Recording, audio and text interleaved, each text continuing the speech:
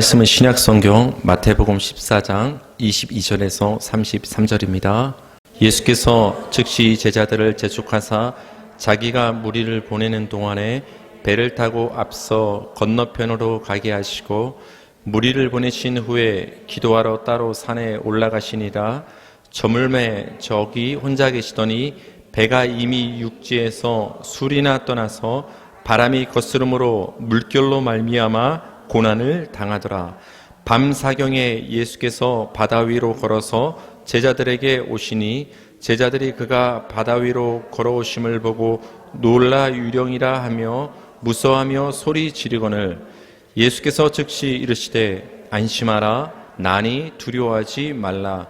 베드로가 대답하여 이르되 주여 만일 주이시거든 나를 명하사 물 위로 오라 하소서 하니 오라 하시니 베드로가 배에서 내려 물 위로 걸어서 예수께로 가되 바람을 보고 무서워 빠져가는지라 소리를 질러 이르되 주여 나를 구원하소서 하니 예수께서 즉시 손을 내밀어 그를 붙잡으시며 이르시되 믿음이 작은 자여 왜 의심하였느냐 하시고 배에 함께 오름에 바람이 그치는지라.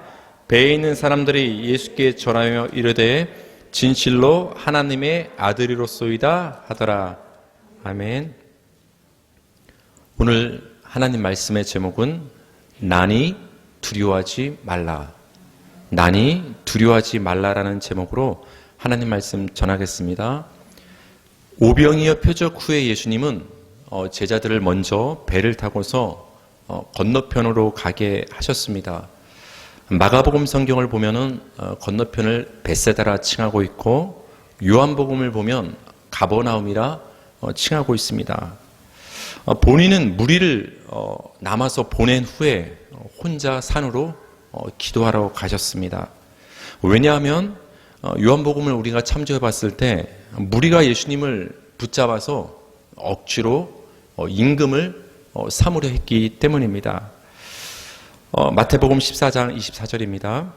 배가 이미 육지에서 술이나 떠나서 바람이 거스름으로 물결로 말미암아 고난을 당하더라.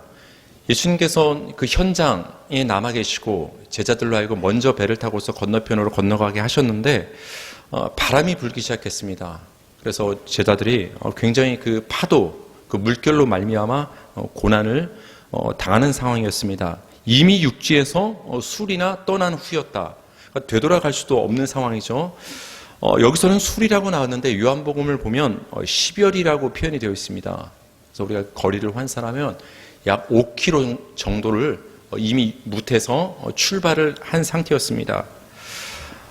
또 시간을 보니까 밤 사경이라고 25절에 기록이 되어 있습니다. 밤 사경은 새벽 3시부터 아침 6시까지 어떻게 보면 가장 밤이 깊은 시간입니다. 그 순간에 그 늦은 그 밤에 이른 새벽에 제자들이 물결로 인해서 노를 저으며 굉장히 고난을 당하고 있었습니다. 제자들이 언제 출발을 했냐면은 해가 저물 무렵에 배를 타고 출발을 했어요.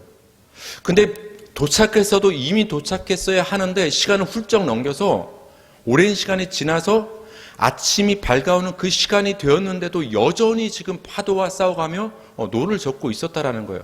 어떻게 보면 앞으로 지금 나아가지 못하는 상황이었음을 우리는 알 수가 있습니다.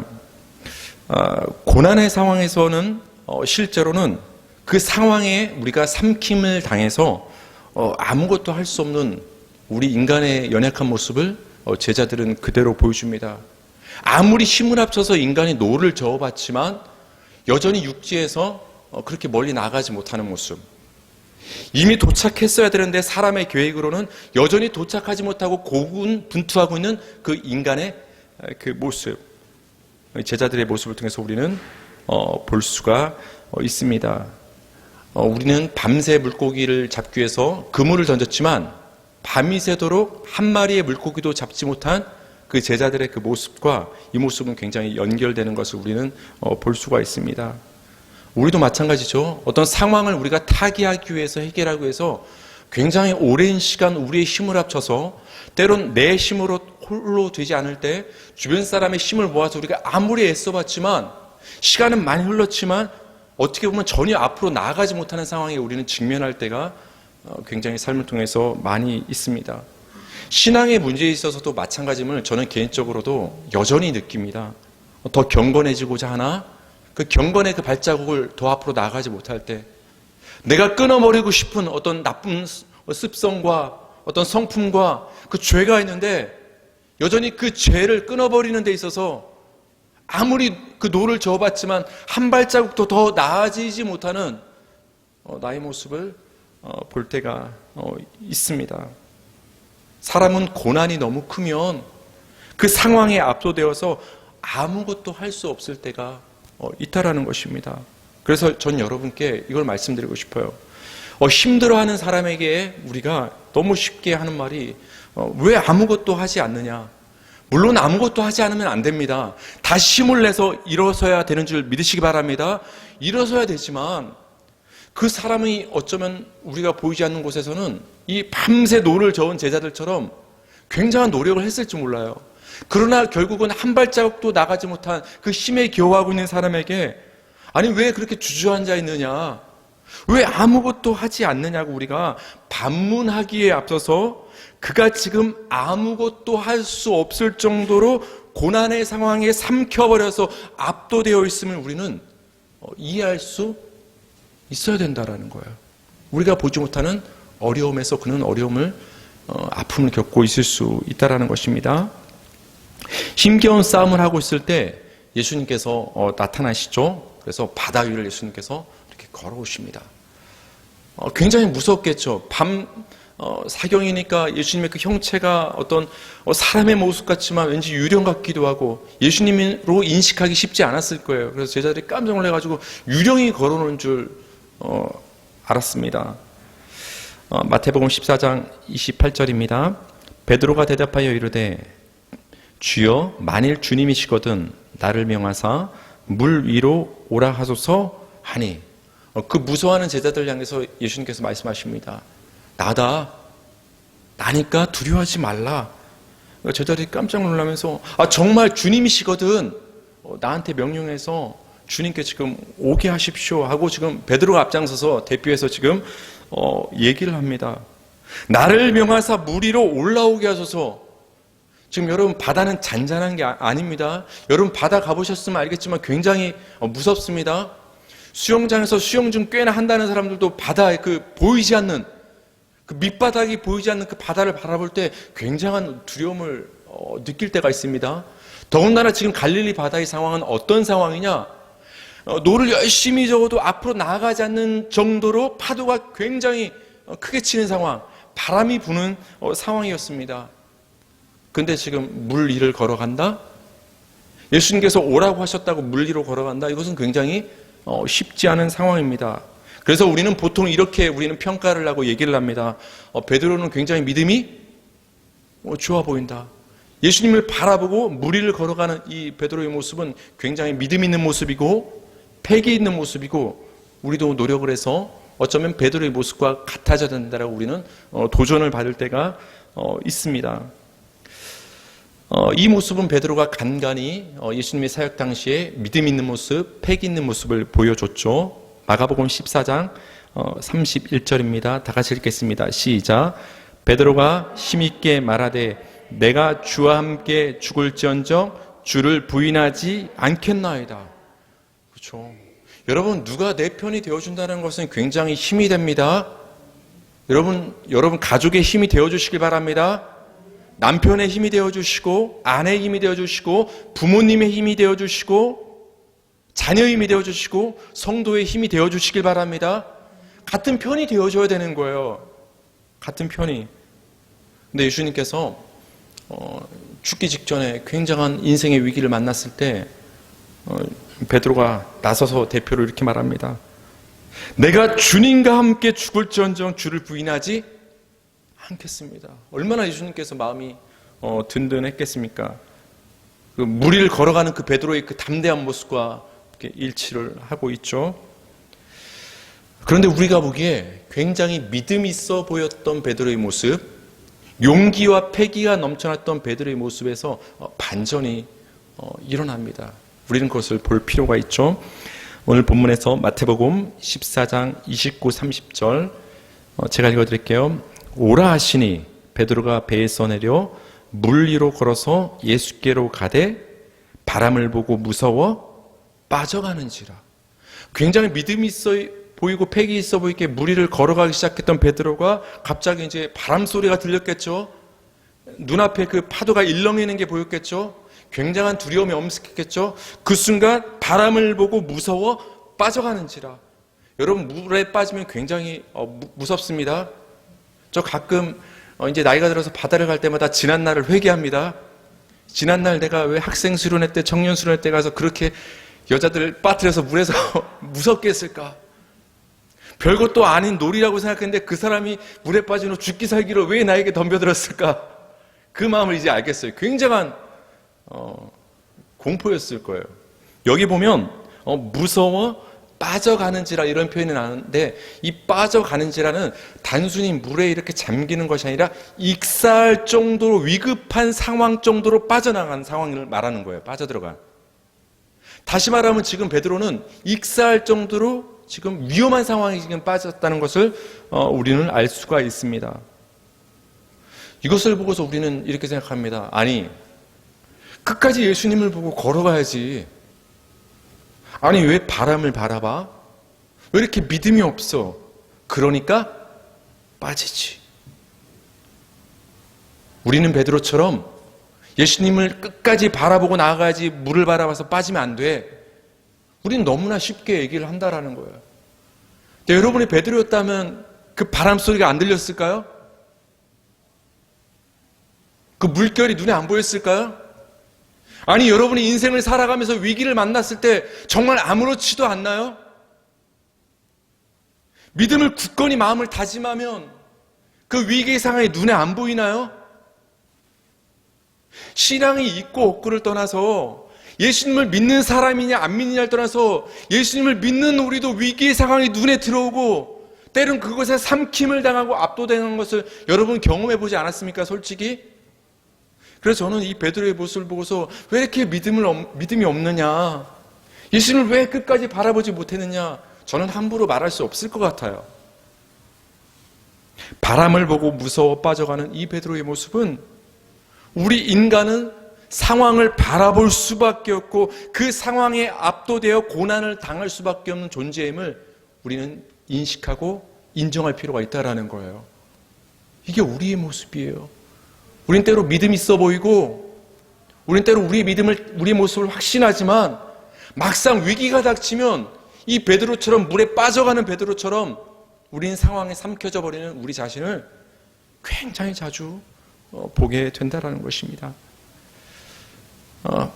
모두 예수님을 떠나고 부인할지라도 나는 부인하지 않겠다고 하던 베드로의 모습의 그 결말을 한번 보실까요? 마가복음 14장 71절 다 같이 읽겠습니다. 시작.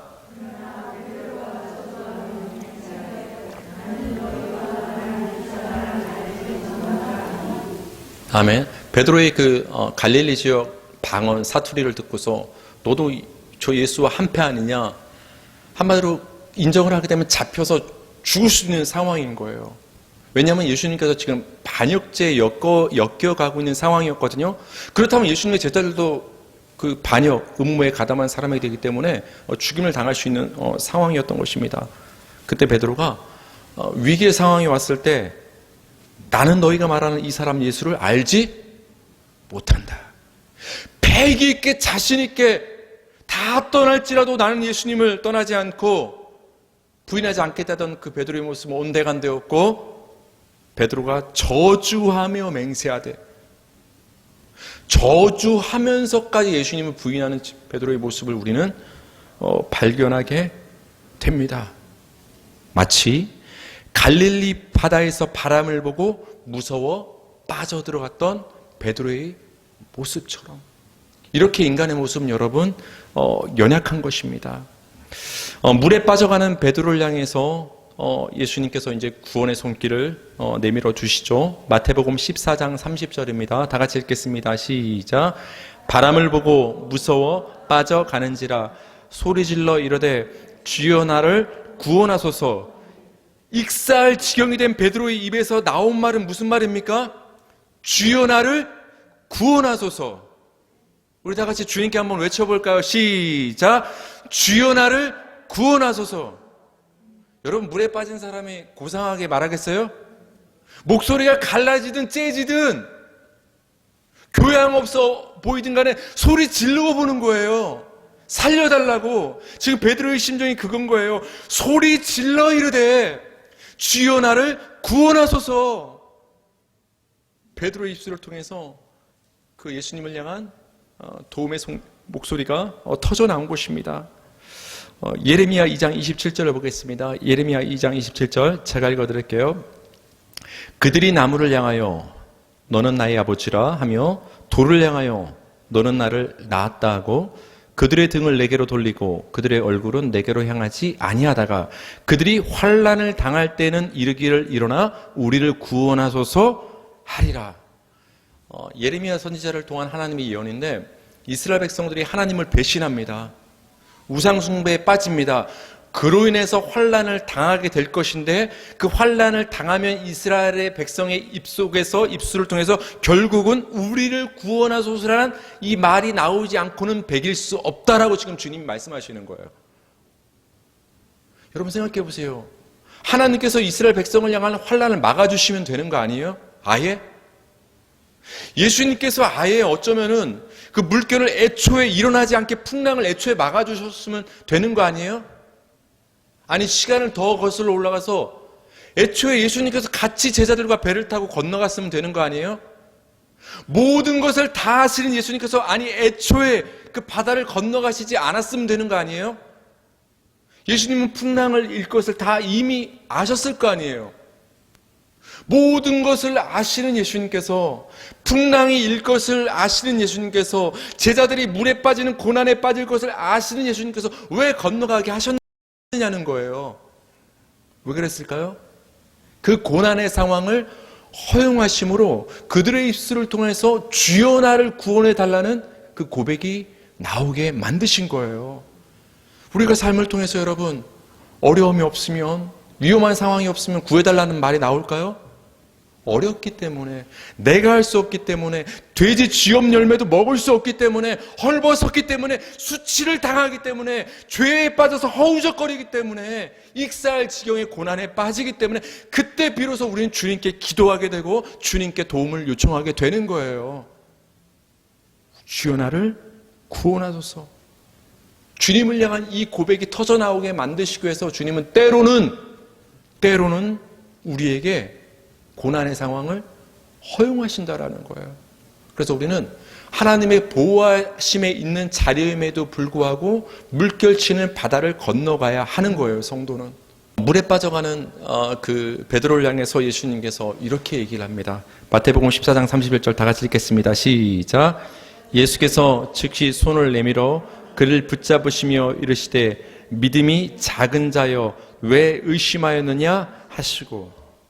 역시 우리의 예상대로 믿음이 작은 자여 왜 의심했냐, 결국은 믿음이 작다, 너는 왜 의심했느냐는 어떤 그 지탄을 받고 있습니다. 믿음이 작다라는 말이 무슨 말일까요? 그럼 반대로 믿음이 크다란 말도 있을 수 있겠죠. 그 성경을 보면 믿음이 크다, 작다라는 표현이 나옵니다. 그러나 여러분 히브리 표현에서 믿음이 작다 이 말은 믿음이 조금이라도 있다라는 얘기가 절대로 아닙니다. 믿음이 작다 이 말은 믿음이 아예 없다란 말이에요. 우리말로 작다로 번역이 되었기 때문에 그래도 조금은 믿음이 있었구나, 조금은 믿음이 있었지만 그 믿음이 좀 그렇게 크지 않아서 결국은 물에 빠져들었구나, 우리는 이렇게 착각을 한다라는 거예요. 근데 예수님 베드로를 향해서 믿음이 작은 자였을 때는 믿음이 아예 없는 자야 라고 예수님께서 지금 말씀을 하시는 거예요. 예수님께서 우리에게 고난의 상황을 허용하시는 데는 또 다른 목적이 있는데 그것은 무엇이냐? 바로 여러분의, 우리 인간의 믿음 없음을 드러내시기 위함입니다. 우리 너무 쉽게 말하잖아요. 고난에 빠지면 주님을 붙잡아야 돼. 근데 막상 그 고난의 상황을 갔을 때 이 베드로처럼 허우적거리는 여러분의 모습을 기억하십니까? 평소에는 믿음 있는 것처럼 보였는데 막상 그 상황에 삼킴을 당하고 나니까 어찌할 바를 몰라서 굉장히 허둥지둥대는 믿음 없는 모습을 우리는 우리의 모습을 통해서 볼 수 있다는 거예요. 믿음이 아예 없는 우리의 모습, 그것을 예수님께서는 고난의 상황을 지나게 하심으로 드러내신다라는 거예요. 마치 물병에 담긴 물이 깨끗한 물처럼 보이지만 그 밑에 가라앉은 찌꺼기를 물병을 흔들면 그 안에 찌꺼기가 막 일어나서 보이지 않던 찌꺼기가 보여지는 것처럼 이 상황을 통과하게 하심으로, 갈릴리 바다를 통과하게 하심으로 그 제자들의 베드로의 믿음 없음을 주님은 드러내셨다라는 거예요. 신명기 8장 2절입니다. 다 같이 읽겠습니다. 시작. 내 하나님 여호와께서 이 40년 동안에 네게 광야길을 걷게 하신 것을 기억하라. 이는 너를 낮추시며 너를 시험하사 네 마음이 어떠한지 그 명령을 지키는지 지키지 않는지 알려 하심이라. 여러분, 광야의 그 40년 사실 지도를 보면 이렇게 뱅뱅 돌았거든요. 뱅뱅 돌았어요. 더 빨리 갈 수 있는 시간을 40년을 걸렸단 말이에요. 아니, 그 전에 앞서서 그 블레셋의 그 해변길을 따라가면 사실 한 달도 안 돼서 이룰 수 있는 곳이 이집트에서 가나안까지가 그 거리였어요. 근데 하나님은 굳이 돌아가는 길을 선택해서 40년을 걸려서 이스라엘 백성들을 광야길을 걷게 하셨다는 거예요. 얼마나 비효율적이신 하나님이십니까? 그렇잖아요? 우리는 빠르게 뭔가 해결되기를 원하는데 주님은 때로는 우리를 굉장히 돌리실 때가 있어요. 응답도 늦고, 아니 하나님이 아예 귀를 막고 있는 것 같고, 그렇게 어떤 문제를 위해서, 가족을 위해서 기도했는데 여전히 긴 세월이 흘러도 하나님이 답변하시지 않는 것 같을 때, 여러분, 하나님은 귀를 막은 것이 아닙니다. 하나님이 응답하시지 않는 것이 아닙니다. 하나님의 뜻하신 바가 있기 때문에 그래요. 이 40년 동안에 내게 광야길을 걷게 하신 것은 너를 시험하사 네 마음이 어떠한지, 겉으로 봤을 때는 보이지 않는 네 마음이 어떤지, 네가 명령을 지키는지 과연 지키지 않는지 그걸 드러내 보이겠다. 광야길을 통해서 드러내면 그걸 누가 볼까요? 하나님은 드러나기 전에 아십니다. 우리를. 이스라엘 백성들이 자신의 모습을 보게 되는 거예요. 광야길을 통해서, 아, 내가 이렇게 우상숭배의 마음이 가득 찼고, 내가 그렇게 패역했고 불순하고 불순종할 수밖에 없고 하나님의 명령을 지키지 못하는 나라는 존재를 그 광야길을 돌면서 계속 불순종하는 자신들의 모습을 통해서 이스라엘 백성들은 보게 되는 거예요. 아, 우리가 가나안 땅에 들어가는 것은 우리가 하나님께 순종했기 때문에, 우리가 믿음을 가진 자이기 때문에 들어가는 것이 아니라 하나님의 은혜로 들어가게 되는 것이구나. 우린 죄인이구나. 하나님의 은혜가 아니면 살 수 없는 존재구나. 만나음의 추라기를 하나님께서 날려보내주지 않으면 우리는 굶어 죽을 수밖에 없는 사망의 존재구나를 그 광야길을 통해서 40년을 통해서 확실하게 깨닫게 됐다라는 거예요. 여러분, 우리는 때로 고난과 어려움을 겪을 때가 있습니다. 그 상황을 통해서 우리는 상황을 우리가 부정하고 주변 사람을 탓하고 원망하기보다는 여러분의 모습을 발견하기 바랍니다.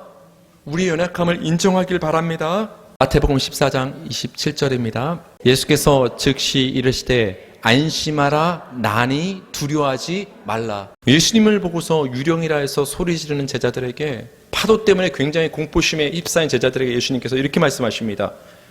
나니 두려워하지 말라. 여기서 예수님께서 난이란 말이 굉장히 중요해요. 그냥 두려워하지 말라라고 제목을 정하실 수 있었지만 난이를 제가 꼭 넣은 이유는 이 난이가 굉장히 중요하기 때문에 그래요. 나다 이 말이에요.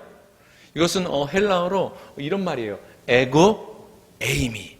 우리가 헬라어를 알 필요는 없습니다. 신앙생활에. 하지만 굉장히 자주 나오는 표현이고 예수님이 하신 말씀이니까 한번 따라해 보실까요? 에고 에이미. 나는 나다. 이 말이에요. 예수님께서 이 표현을 굉장히 많이 쓰시는데 특히 요한복음에 많이 등장을 합니다. 여기 이제 스크린을 보시면 이제 그 표현들이 나오는데요. 나는 생명의 떡이다 할 때 에고 에이미 이런 표현을 쓰십니다. 또 언제 쓰시냐? 나는 세상의 빛이다. 아브라함이 나기 전부터 내가 있었다. 나는 선한 목자다. 나는 부활이요 생명이다. 나는 길이요 진리요 생명이다. 내가 참 포도나무다.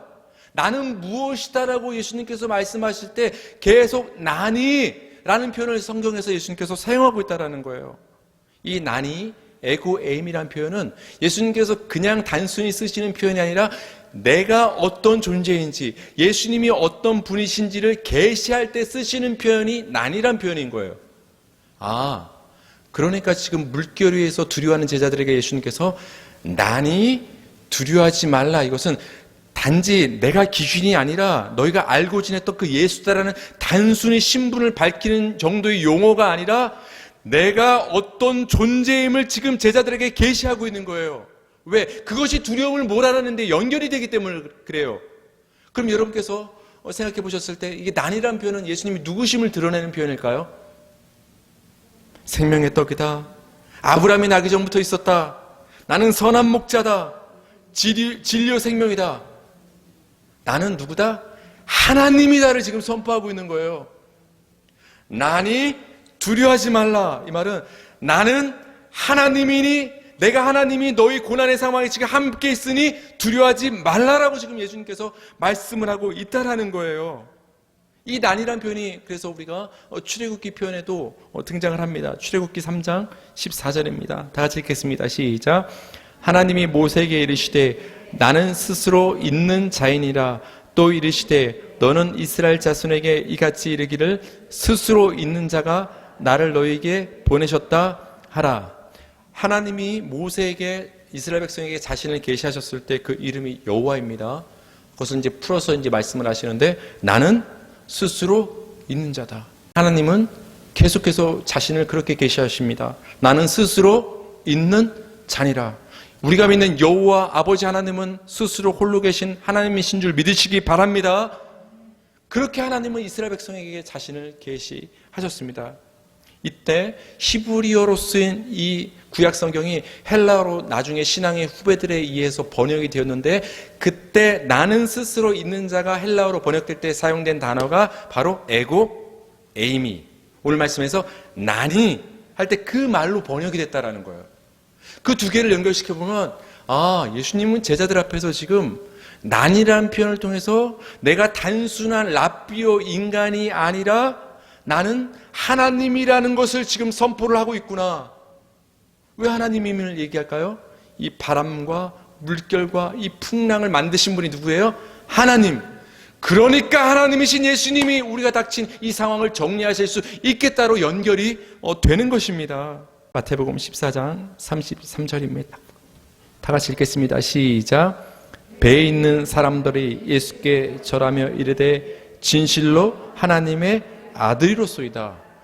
이 사건 에피소드의 결말이에요. 22절부터 사건이 시작되어서 사건이 쭉 전개되다가 마지막 33절에서 제자들의 고백이 어떻게 나오냐?